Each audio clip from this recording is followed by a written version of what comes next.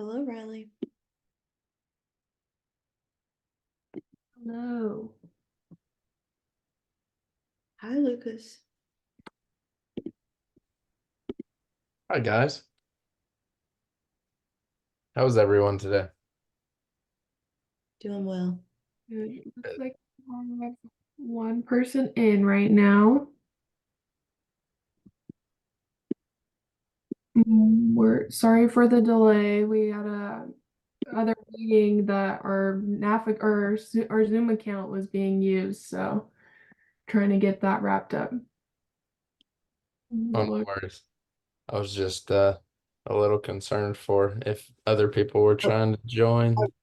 yeah. Are we live, Riley? We are. Okay, perfect. So thank you to our participant who's here. We are expecting a few other people based on registration. Apologies for the late start.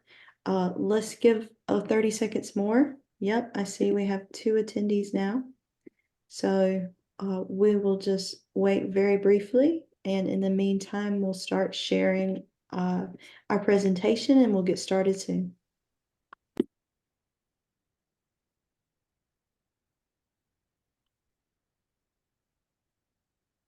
Yes, getting that up right now. Sorry.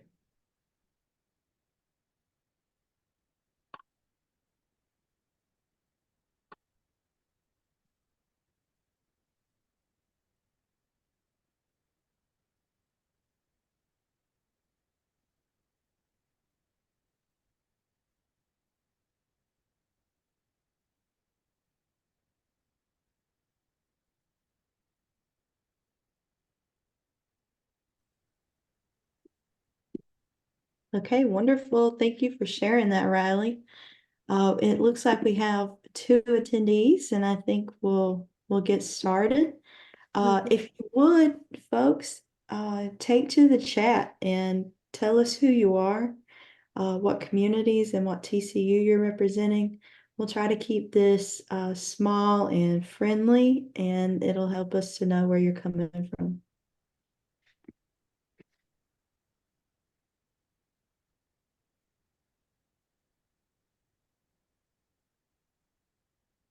Riley, I think I'll turn it over to you to get started when you'd like.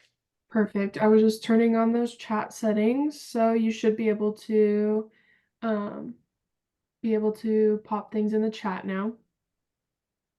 Thank you everyone for joining our first webinar for the 2024 Cultural Foodways RFA. We're just going to get started. This will be recorded, just disclaimer. So if you could, like Carly said, pop some information in the chat for us, just a little introduction of where you're from. Are you affiliated with a TCU, a 501c3, tribal nation? And what comes to mind when you hear cultural foodways? And if that, I believe, yep, so the chat is active. Thank you for popping that in there. Our next slide. So Carly's been chatting. We also have Lucas Sherrill. He's on the NAF team that supports Seth as well. So my name is Riley Dizitel. I'm a tribal member from the Colville Confederated Tribes, and I'm an associate grants officer at Native American Agriculture Fund. But I do a lot of the day-to-day work for Sovereign Equity Fund, and I will turn it over to Carly. Okay, folks, and I am Carly Moore. I'm from the Lumbee Tribe of North Carolina. I was a member of the NAF team for about 3 years before I became a full-time PhD student. I'm studying at Stanford in the PhD program for Environment and Resources, and I'm really excited to be able to continue working with NAF and assisting SIF with the Cultural Foodways Fund. Back to you, Riley. Thank you, Carly. And yes, I will be in the grants at inbox, the point of contact for any questions for the grant. If you have any founding questions or anything after this webinar or about our future webinars or anything like that. So I will be that person in that inbox. For our webinar, here's a slide on how to ask questions. So you can submit the questions via question box. We'll do our best to answer all the questions in a timely manner that as they arise. We don't want to wait until the end when you forget where it came from, or we're trying to resort back to something we said before. So Carly will try to manage the chat a little bit. Any additional resources will be provided following the question and answer session for those that are not able to get their questions answered today. So like I said, anything that arises, please just put it in the chat, and then we'll have a little question and answer session in the end as well.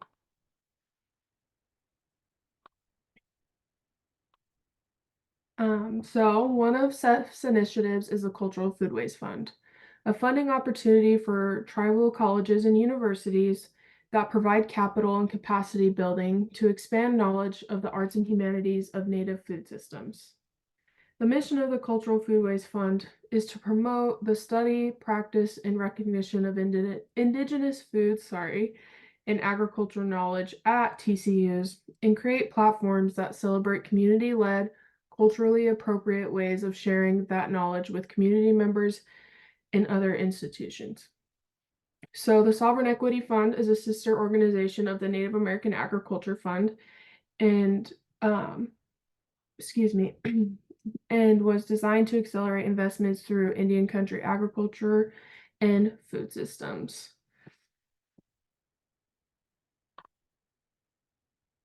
So we're just going to go through our 2024 RFA overview a little bit in this webinar. If you have experience with the 2023 request for applications, you're going to see a lot of similar information. There hasn't been any major changes to the application or things like that. So if you might be a little bit familiar with the application and such if you applied last year or attended any of our webinars last year. Okay, so the lead applicant must be a tribal college or university, or a foundation under a tribal college or university control. You can find the official list of TCUs on the AHEC website, which is linked in our RFA overview as well, which the RFA overview is linked on our website. To be considered, the lead applicant and entity must serve as the project lead or key personnel for the project. It must have oversight of the budget and be the primary contact with Seth throughout the duration of the grant. Although the primary lead must be a TCU, they may also choose to partner with other entities, including 501c3 organizations, educational organizations, and tribal governments. Some examples of arts and humanities are creative writing, music, language, photography, storytelling, and so much more. 6 grants, we are providing 6 grants, and every grant is $200,000 over the course of 2 years.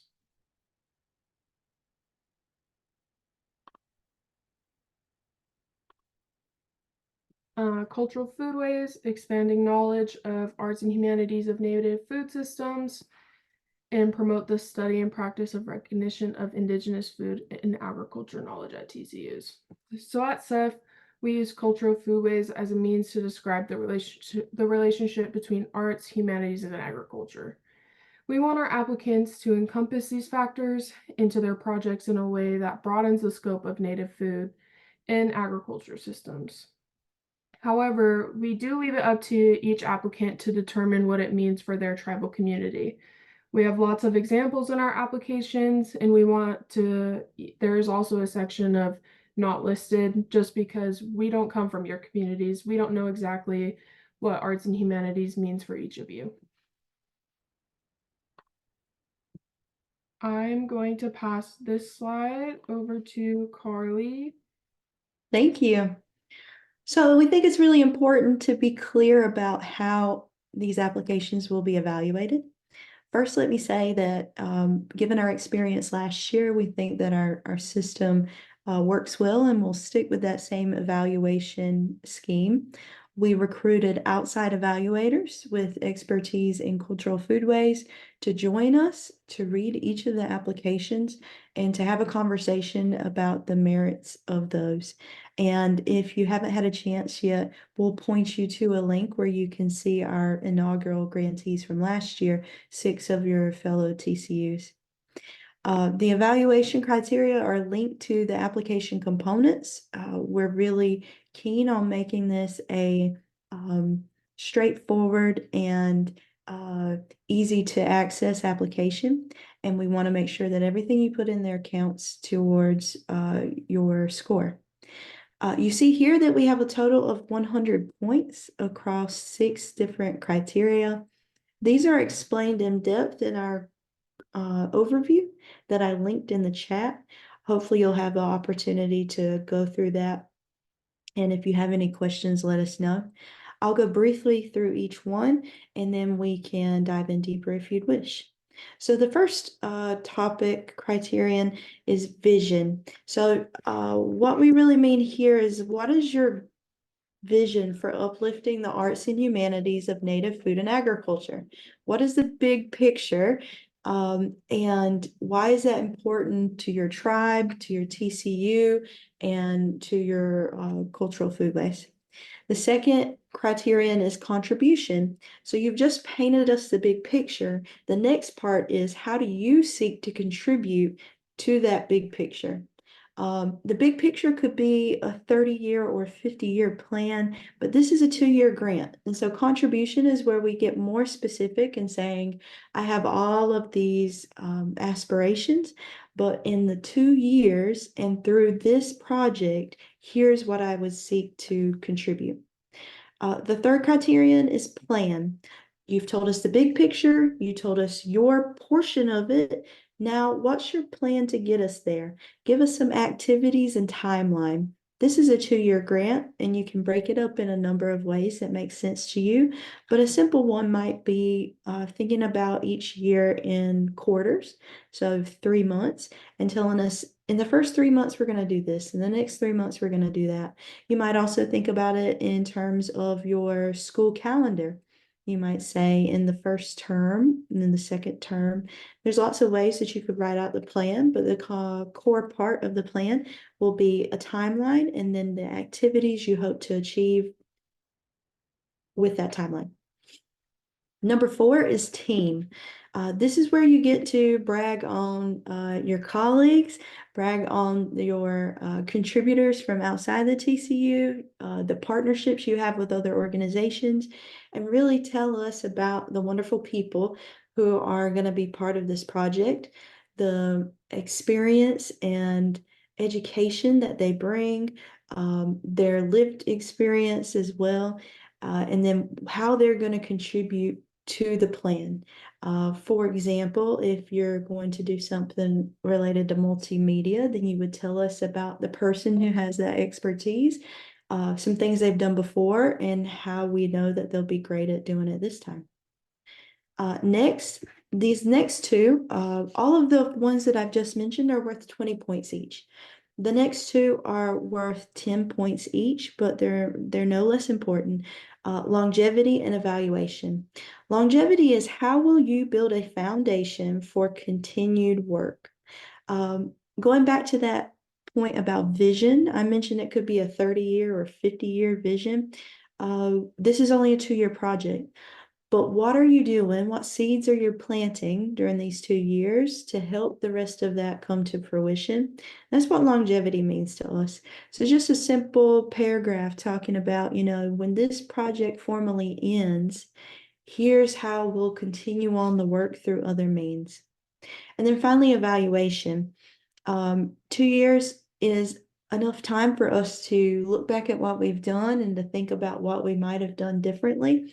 And we hope that you'll have a spirit of evaluation throughout the grant cycle, so that you can think about How did we recruit participants? And is there another way that we could get the word out? Or the way that we taught this beading technique, people seemed confused. Is there a way that we could show it differently? So longevity and evaluation are really about the heart of how we learn and how we plant seeds to grow in the future. Let me check. I don't see any questions on that yet, so I think we'll continue to the next slide, but please let us know if you do. And Lucas just shared two things. He put the grants@sovereignequityfund.org email in the chat. That's a really important one to have access to, and that goes straight to Riley, who will get back to you on any questions you have. And then there's also the link to the 2023 grantees. Okay, we'll go to the next slide. All right, this is just an idea about how we see the evaluation criteria all working together. First, it starts with your team, you and your colleagues, and then you decide what's our vision. You could also call vision the objectives. You decide what's the plan, the activities and timeline, and then from that plan, what's our contribution, outputs, and outcomes. And then also running parallel to that is longevity and evaluation. Next. Okay, back to Riley. Thank you, Carly. And like she said, continue to pop in any questions you may have in the chat. Okay, now we're going into application review. So we do have a checklist at the beginning of our application, and that is just for you to keep track of these components. So eligibility information, geographic information, the proposal. So this works into what Carly has just mentioned about the narrative, the work plan, and then the budget information, which we'll go over in the next couple slides. Your governing body information, which could include, your key personnel, financial information, and the cover letter. Next slide. Some budget notes we have. Sovereign equity funds indirect limit is 15%. There are no exceptions to that. Applicants must follow the budget guidelines and use required templates that are all in the application, and they are also linked on our website as well. And then applicants must create a budget for an even $200,000. And that is $200,000 over the course of 2 years. Onto the budget page. The link to our entire sample budget is in the right-hand corner here, which is also on our website. We have created these different categories, personnel costs, direct costs, all of these supplies and equipment. They have all of that as well. And then this is just a sample budget. So of course you have your totals across, excuse me, sorry. And then something to kind of note down here, we have a miscellaneous to equal the target amount. So the totals were not equaling $200,000. So there was a little miscellaneous section. Get that out of the way so you guys can see it to equal that $200,000.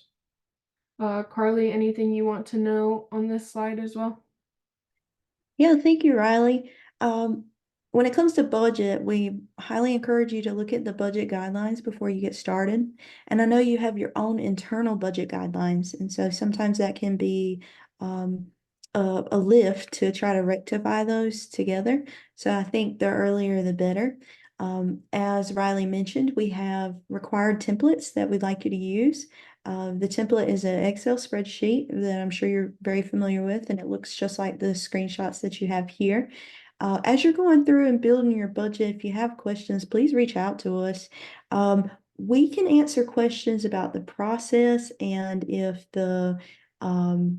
there's anything unclear about the guidance we've given, but we will refrain from making judgments about what you should do, right? So if you have a question about would this planter fit in supplies or equipment, that's something we're happy to contribute to. If you have a question about which planter you would get, that's where we would have to refrain. I see we have a question from Brenda.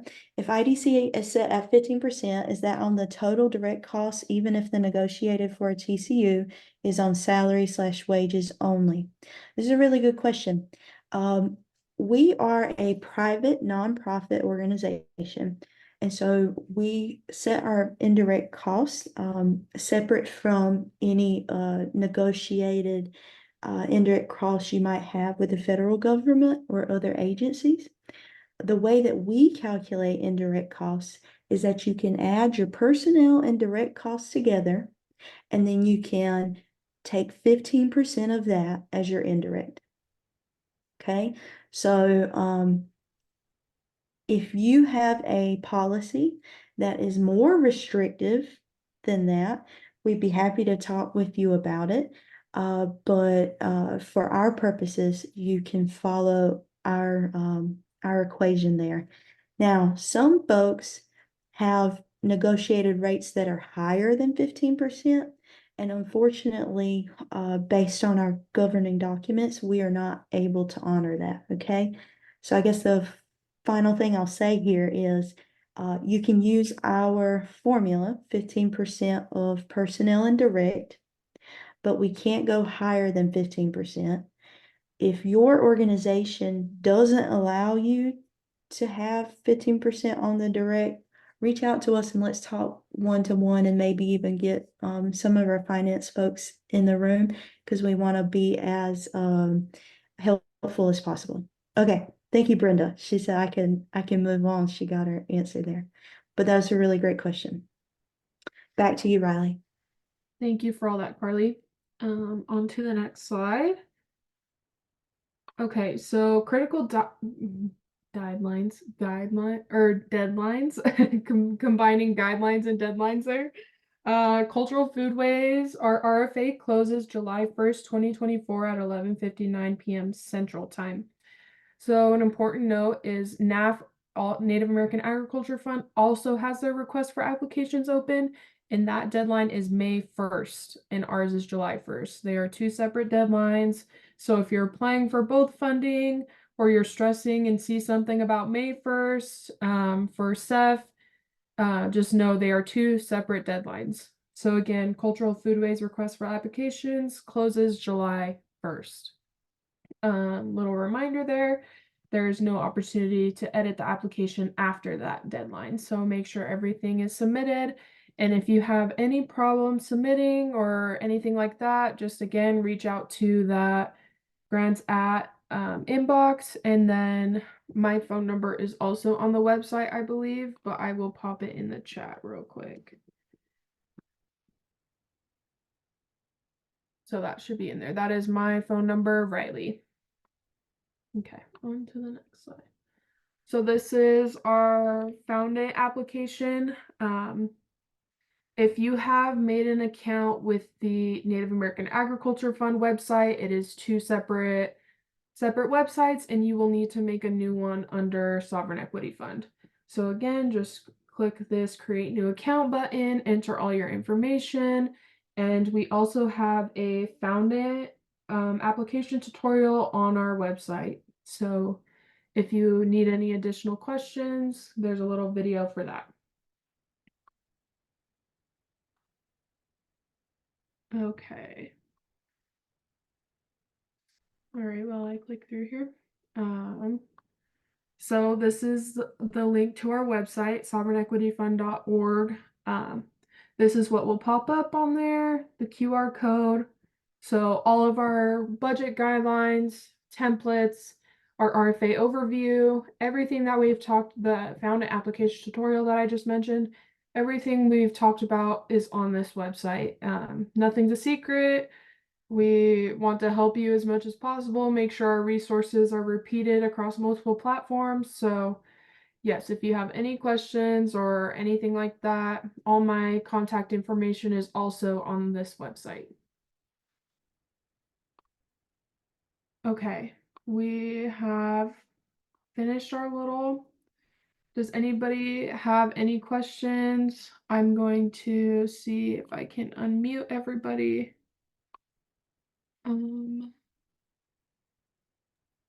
Yeah, so while she's doing that, you can ask a question in the chat. If you have a question you would prefer to be anonymous, you can use the Q&A and click anonymous. And then also it looks like she gave privileges that you can actually just unmute and tell us what your situation is. So feel free to ask away. Yeah, so again, yep, that question box.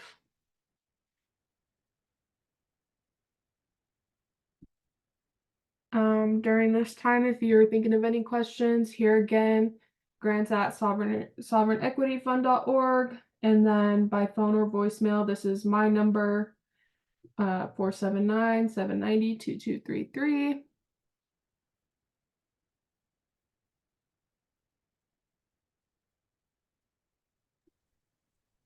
Okay. Well, while we're waiting for questions, just some reflections on last year. In addition to specific questions you might have about the RFA materials or the application, we're also happy to set up time just to chat with you, to hear more about your situation and then the ideas you're thinking on. Again, we're not going to give specific advice about what type of activities you should pursue or what you should put in your budget. But we're happy to hear you out and think about what arts and humanities might look like. And that brings us to a question. Could you give examples of previous awardee projects? Yeah, we'd be happy to. Let me start talking, and Riley, maybe we can pull up on the screen the link that Lucas put in the chat, because it's probably easier to see and hear. But I'll go ahead and get started. We have a short snippet about what each of the projects are doing, and then I'm sure y'all are connected through professional networks, and that these folks would be happy to talk with you as well. Let me just start by saying the names of the 6 grantees. College of Menominee Nation College of Menominee Nation, Fort Peck Community College, Lakota Ojibwe University, Red Lake Nation College, Sisseton Wahpeton College, Sitting Bull College. Okay, and yeah, Riley has it on the screen. Riley, if you want to take it. Yeah. So all 6 of these TCUs have different projects. So again, they applied, presented their projects, and ended up being awarded. So for example, College of Menominee Nation, this project will enhance the lives of our community members, helping them gain knowledge in traditional foods. So their project is based around traditional foods, learning from elders as they prepare meals, and taking that knowledge and culture back to their homes to share with their families and pass to future generations. Oh, go ahead. We have a raised hand. Hi, Hinu Smith. I think I put my hand down, I'm not sure. But so in my area, there's a couple of tribal colleges. Our tribe is not one of them. I guess my question is, if I were to collaborate with one of the tribes that's already listed as an awardee, can a tribal college have more than one awardee in a grant period if it's different tribes or different entities doing very different projects? Yeah, thank you for that question. And it's one that we haven't pondered before. Let me say this. The ones listed on the screen, all of our previous grantees are eligible to reapply and will be considered in the pool of all eligible applicants. So there's no discount factor to partnering with someone who was awarded before. As you noted, the confines of this opportunity are that a TCU or a TCU's foundation must be the lead grantee, but we can certainly have sub-awardees. And so that's where a tribal nation could partner with a TCU, have that TCU be the lead, but then also have the tribal nation written into the budget and responsible for some of the grant activities. I think what your question was asking was like, well, what if that tribe's TCU wants to do something for their tribal community too, like could they have two awards in the same year? Is that what you were asking? Well, kind of. If my tribe doesn't have a TCU, so what if I understand I could collaborate with a TCU, but I am wondering if, like, say Menominee Nation wanted to do something with Menominee tribe and Ho-Chunk tribe, Yeah. or LCO, with LCO tribe and Menominee tribe, or I'm sorry, LCO and Ho-Chunk, and have two full awards. Yes. So, I'm not gonna make a final determination on that on the call. Like I said, it's the first time we just heard of it. So, would you mind giving us your information and everybody else? What we'll do is we'll take this back to our team and talk it over because I think the question here is, could one TCU submit two applications for two different communities? And could they be awarded two grants for the full amount? And I think it's really important. I'd like to talk it over with the team. And then what we'll do is we'll add that to our frequently asked questions, but then we'll specifically email you to give you a determination on that. How's that sound? Thank you, I appreciate that. Okay.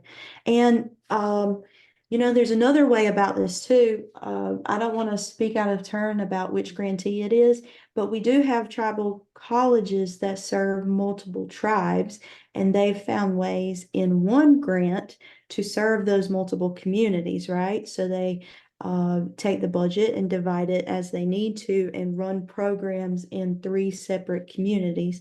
That could also be a pathway forward if there's room for a collaboration. Thank you. Okay, thank you. We have your information. So, yeah, we will talk that over with our team and be in touch with you. We can keep rolling through the examples here, but feel free to put in other questions as you wish. Just some highlights from what I see on the screen. So Fort Peck is really focusing on land, language, and people, and figuring out how to share information about language with their community members as it relates to food and agriculture. If we scroll down to Lekudere Ojibwe, we have homemade traditional equipment and seasonal harvest practices and training new harvesters to prepare for, gather, care for, and finish some of our sacred foods. Red Lake Nation College is also working around increasing cultural learning, language, and land sovereignty through traditional foods. And then Sisseton Wahpeton College, yeah, culture, language, and wellness. Finally, Sitting Bull College has some information here about the dissemination of traditional knowledge, establishing a nourishing curriculum deeply rooted in Indigenous wisdom. I think that's a good point to say that this grant is flexible in who you want to serve. So as a TCU, we know that you have students, and so maybe your project will be based on students, and it might be tied to curriculum, formal classes that you have, or extracurricular activities. But many of the TCUs who applied last year are making their workshops and lessons available to the broader public, folks who aren't necessarily enrolled in the TCU. And that's something we leave entirely up to you, and we're happy to see projects either way or with a combination. I think it's also important to note, and we say this in our RFA overview, that we know cultural foodways are sometimes are not meant to be shared widely and broadly. And so we hold in confidence what you put in your application, and then we come to an agreement if you're awarded about what we want to share publicly. So we understand the stewardship around traditional knowledge, and that's partly why some of the statements that you see here are not going into detail about exactly what is happening. But as these projects unfold, we let the TCUs share what they want to share about their cultural foodways, and we would honor that with your community as well. If you want to know more, I'm sure at least one of these, you probably know somebody there, or we could make an introduction and they could go into more detail about how they approached this opportunity.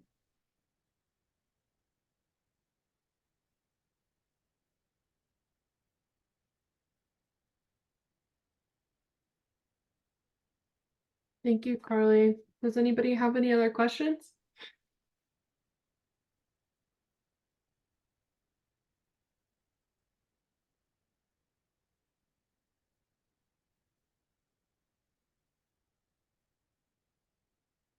Okay, well, I think on the previous webinar slides, the last thing we were going to share with you is that we have 3 more webinars. Thank you, Riley. When you registered for this one, there should have been an opportunity to register for the remaining ones. We'll hold them once a month until the deadline comes, and we're happy to have you join us. If you feel like you already have an overview and you have more specific questions, that'll be a good time to set up a one-on-one meeting with us by calling Riley at the number she gave or sending her an email at grants@sovereignequityfund.org. And please share this with folks you think might be interested.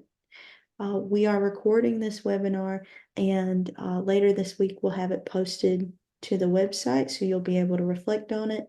And also we'll have an updated FAQ on that question about multiple applications. And yes, and just another note that June 18th, the last webinar, will be dedicated to just a Q&A session. So if you have any other general questions and you didn't want to meet or didn't find a time to meet one-on-one, that Tuesday, June 18th from 2 to 3 Central is a Q&A session. Okay. Well, Riley mentioned earlier that the Native American Agriculture Fund has a request for applications open. I encourage you to take a look at what they have. They have a whole section for educational organizations, and they have several grantees who are TCUs and tribal nations. I highly recommend it, and you can participate in both at the same time. You just can't ask for the same project, same funding, but you can be part of both if you wish. Okay, thank you all for joining us. Like she said, this webinar recording will be up on the website later this week. If you have any questions, please reach out to me. I'm more than happy to help with anything and everything. Thank you all for joining.